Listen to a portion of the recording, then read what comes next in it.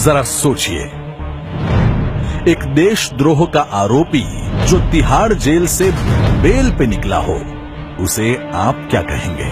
देश का नायक या खलनायक? जरा सोचिए, जो गरीबी के खिलाफ तो लड़ता है केवल भाषणों से, और उन 60 साल पुराने कांग्रेस और 34 साल पुराने लेफ्ट के खिलाफ एक शब्द नहीं निकालता, जिन्होंने देश को सिवाय गरीबी और भ्रष्टाचार के कुछ नहीं दिया, और सिर्फ 2 साल पुरानी सरकार के सिर पर देश की सभी समस्याओं का टोकरा डाल देता है। तो ऐसे धर्मवीर को आप क्या कहेंगे?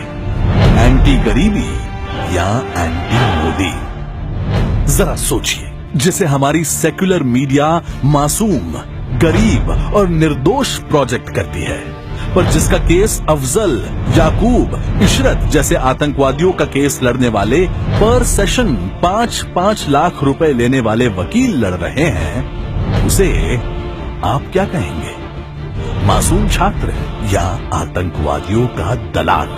जरा सोचिए, जो देश के रक्षकों के घर तो कभी कैमरा लेकर नहीं गया, पर एक देशद्रोही के साथ सेल्फी खिंचवाने आधी रात को चले जाते हैं, उसे आप क्या कहेंगे? प्रेस या प्रेस्टिट्यूट?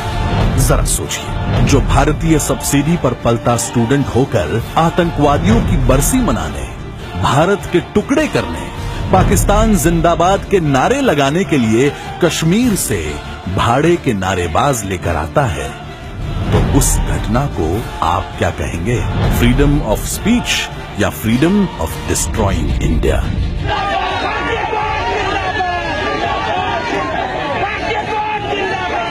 जरा सोचिए, जिसे कोर्ट ने संवेदनशीलता दिखाकर, युवा समझकर 6 महीने के लिए वार्निंग देकर रिहा किया है, वो रिहा होने के 2 घंटे में ही वापस अपनी औकात पर आ जाए, तो उसे आप क्या कहेंगे? संवेदनशील या ढीठ? जब तक जेल में चना रहेगा, आना जाना लगा रहेगा।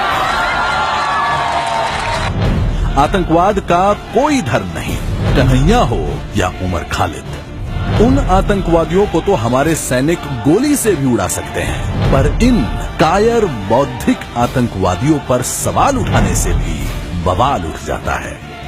तो जरा सोचिए, इस बरखा के लाल, केजरू के प्यार और लेफ्टी के दुलारे और कांग्रेस के लल्लन ने भारत माता को गाली जेएनयू के बाहर आपके सामने दी होती, तो उसके साथ आप क्या करते? जरा सोचिए।